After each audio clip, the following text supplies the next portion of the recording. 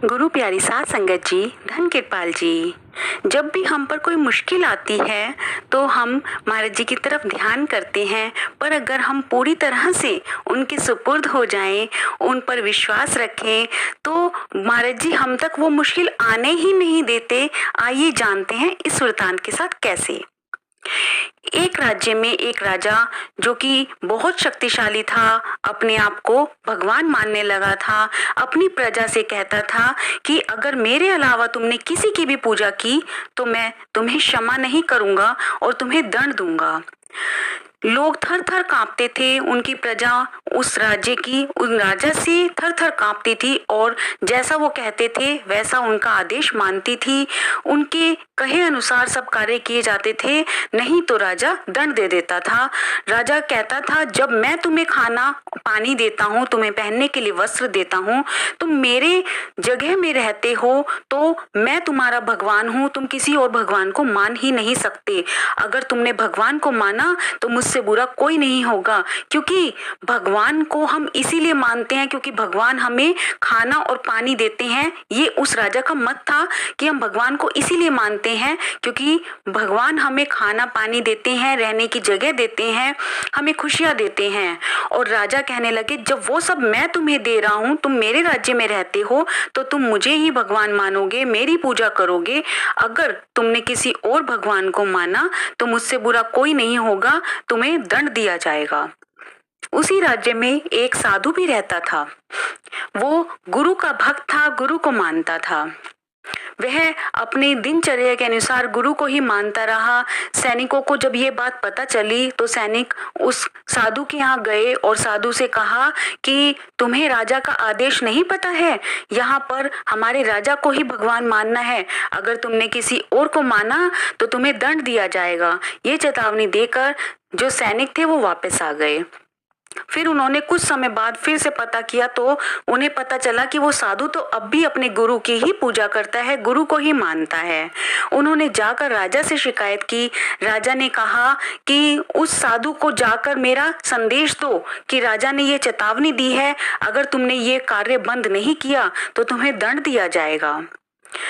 लोगों ने जाकर, जो सैनिक थे उन्होंने जाकर उनको चेतावनी दी कि आपको अगर भगवान मानना है तो राजा को ही मानना पड़ेगा, राजा के आदेश का पालन करना पड़ेगा, वरना तुम्हें दंड दिया जाएगा, ये राजा का आदेश है। उसके बावजूद वो साधु अपने गुरु की पूजा करता रहा, गुरु की आराधना करता रहा, भजन अभ्यास करता रहा और गुरु को ही मानता रहा।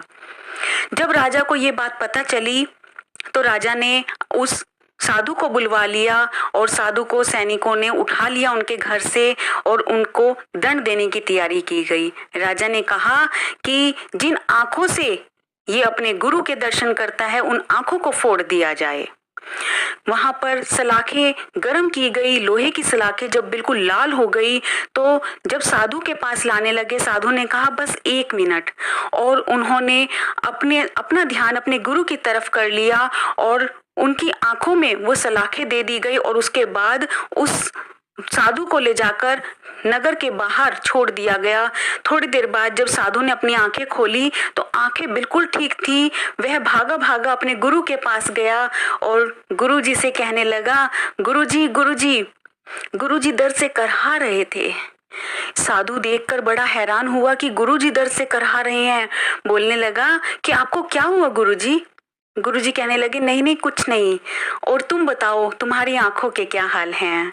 तो साधु ने कहा हाँ गुरुजी, मैं यही तो आपको बताने के लिए आया था कि आपने मेरे ऊपर इतना बड़ा उपकार किया है, मेरी आंखें बचा ली। उन्होंने मेरी आंखों में लोहे की सलाखें डाली थी, इसलिए मेरी आंखें अभी भी सुरक्षित है क्योंकि मेरा ध्यान आपकी तरफ था।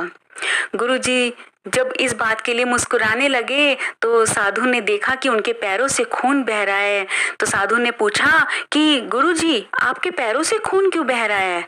तो गुरुजी ने कहा कि बेटा जब वो तेरी आंखों में सलाखें डाल रहे थे तो तेरा ध्यान कहाँ था? तो साधु ने कहा कि गुरुजी आपके चरणों में। तो बेटा वो सलाखें तेरी आंखों में नहीं लगी, वो मेरे पैरों में लगी है, इसलिए मेरे पैरों से खून आ रहा है। तो गुरु हमें कैसे कैसे बचाते हैं ये हम नहीं जानते। हम उन पर अपना भार डाल देते हैं और फिर सोचते हैं कि हमारा कार्य तो हम दूसरी जगह पे मत्था टेकने गए थे ना, उन्होंने किया होगा, हमारा कार्य तो किसी और ने किया होगा। हम विश्वास नहीं करते, पर गुरु हमारे लिए इतना दर्द सहन करता है, इतना दर्द सहन करता है जिसके बारे में हम सोच भी नहीं सकते।